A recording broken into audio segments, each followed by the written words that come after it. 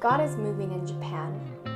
I've seen that many different ways, but in my 10 months of living here, I had never seen it so clearly as I did on Thursday night. On Thursday nights, myself and a few other missionaries that I work with gather together for small group. That night in particular was special for many different reasons. 1. Dale had made us a wonderful dinner, and we had lots of extra food from it. 2. We had a different leader that day who actually has a very particular testimony of God teaching him how to forgive. 3. Mark is a part of that small group.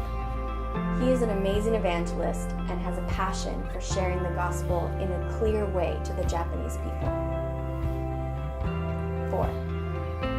Carolina was there, who had an extra Japanese New Testament Bible. 5. Ellie was there. This is really the only night of the week that Ellie is at this place. And Ellie is a fantastic translator and makes people feel really comfortable. 6. I was there. And I got to see a story unfold in front of my eyes that I am able to now share with all of you. So, God orchestrated all of these things, as well as a few others, to reach one person. His name is Kondo. The story starts with a choice to be vulnerable. Each one of us went around the room and talked about our week. We could have easily said that it was fine, but we all decided to be very open with each other. Each one of us saw a theme arise from that. We realized that we were in a battle for our minds, and God was trying to say something particular about this. He was trying to tell us that we need to fight this, and the way we fight it is with the weapon He has given us, His Word. So as we came to that realization, we all decided to really commit to going into the Word before we start our day, to meditating on the Word, and preparing our minds for the battles that come. The battle of the mind is a huge issue here in Japan, as most people struggle with their own thoughts. Depression, anxiety, escapism run rampant in this country. And if we ourselves can't get that freedom that God is offering to us, how could we help anyone else? So we all committed to it.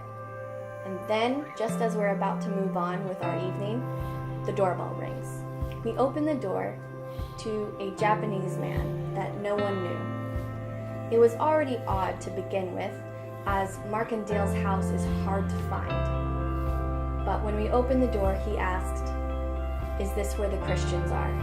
I need help." We let him enter and sit him down, give him the extra food that we had, and began asking what his story was. He shared with us that he was from Sapporo, Hokkaido, Japan's northern island. He then talks about how he had been struggling mentally, and something happened to where he realized he needed to get cured.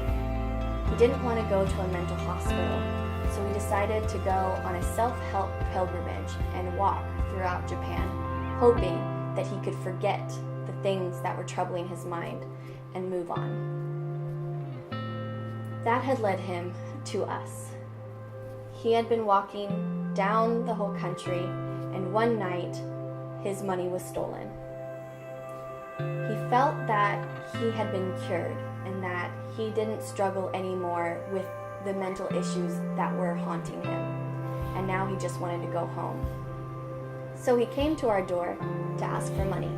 We began to pray for him, as we felt like there was way more to his story than he was telling us. And during that time, one of our missionaries asked, "Is there a person that has hurt you?" He answered yes.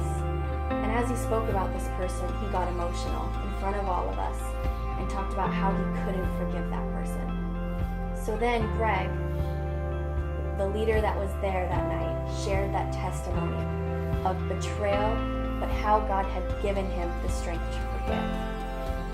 And then Mark goes straight into the gospel and talks about the amazing forgiveness that God offered us and what God did in the sacrifice he made just so he could forgive us. As they were talking about this, you could tell that Kondo began to understand. At first, he was full of anxiety and whispering things that we couldn't understand as we were talking to him. But as the gospel was being shared, Kondo quieted down. He stopped whispering and he just began listening. When we asked him what he thought about it, he said that he was very thankful to have that forgiveness, but it made him so sad as well, because he really was understanding. We asked him if he wanted that forgiveness, if he wanted that freedom, and he said yes. God was chasing after Kondo, and he made so many things come together to grab that one heart and bring him closer. God is moving. He's moving around the world, and he's moving here in Japan. But sometimes our own thoughts will get in the way of us seeing that, and they could get in the way of us taking part in the story he's writing. Thankfully for us, that night, we chose to say yes. And God took care of everything else.